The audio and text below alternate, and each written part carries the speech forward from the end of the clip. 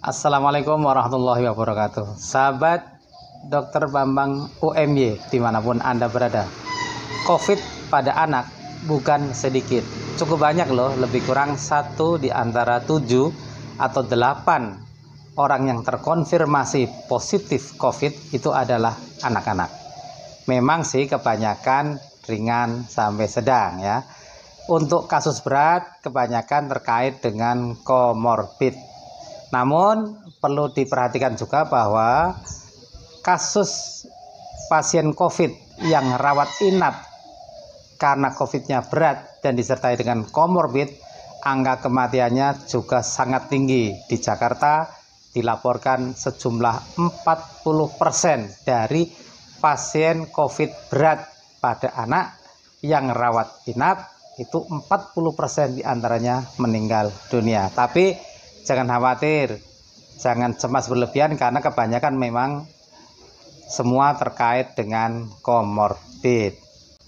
Jadi bagaimana sebaiknya? 1, jangan buru-buru soal sekolah. Kita siapkan dengan sebaik-baiknya. Ya, soal sekolah offline kita siapkan dengan sebaik-baiknya segala sesuatunya.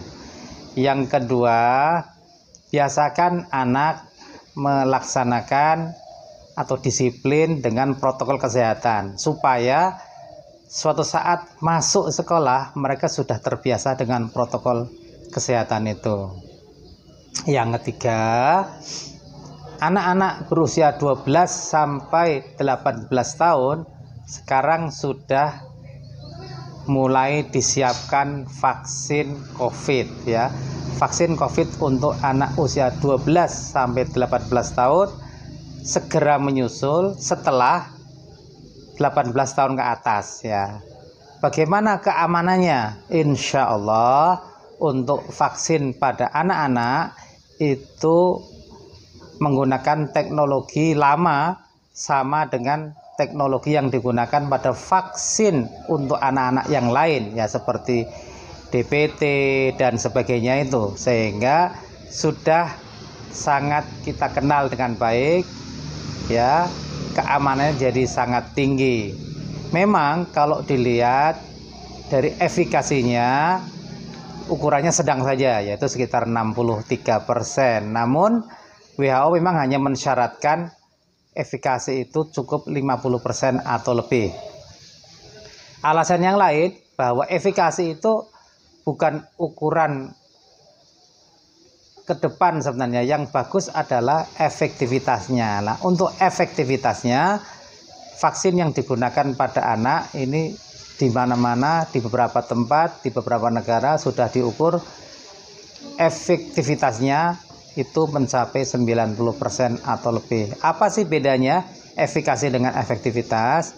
Efikasi itu adalah angka yang didapatkan ketika vaksin diuji cobakan pada naracoba atau relawan. Nah, ketika sudah diterapkan kepada masyarakat, maka itulah hasilnya berupa efektivitas, dan efektivitasnya ternyata lebih tinggi daripada efikasinya. Jadi insya Allah vaksin yang digunakan pada anak-anak ini selain aman juga efektif.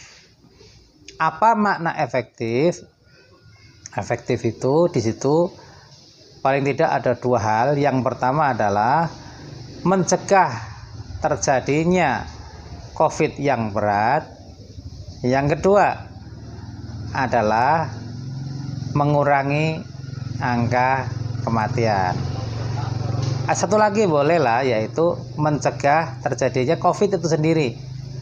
Ya, jadi yang paling penting memang tadi adalah mencegah COVID yang berat dan komplikasi berat lainnya termasuk kematian.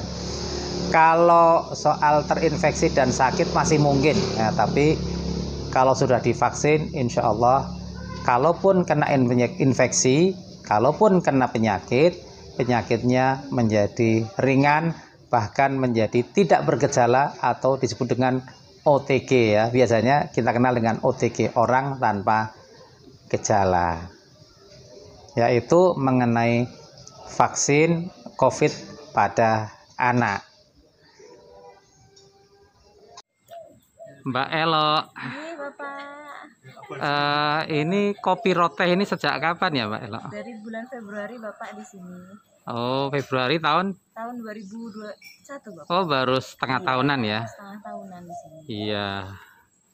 Saya seneng nih, banyak koleksi mobil dan motor kuno juga. Iya, Bapak. Menarik. Iya.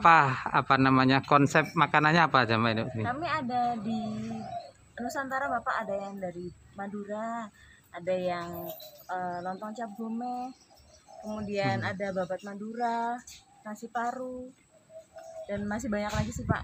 Oh iya.